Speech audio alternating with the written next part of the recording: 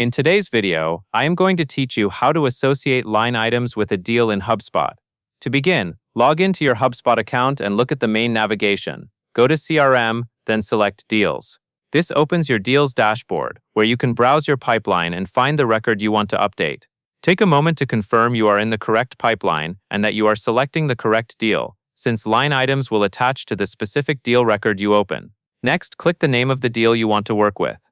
This brings you into the Deal Details view, where you can see information like the deal stage, amount, and associated records. On this page, you will add products as line items, so the deal reflects exactly what is being sold. Now look to the right-hand sidebar and locate the Line Items card. This card is where Hubspot manages the products and pricing tied to the deal. If you do not see it immediately, scroll down the sidebar until it appears. Once you have found the Line Items card, click Add. From the options that appear, select Add from Product Library. This ensures you are choosing from items that already exist in your Hubspot product library, which helps keep naming, pricing, and reporting consistent. You will now see a list of products. Check the boxes next to the products you want to associate with this deal.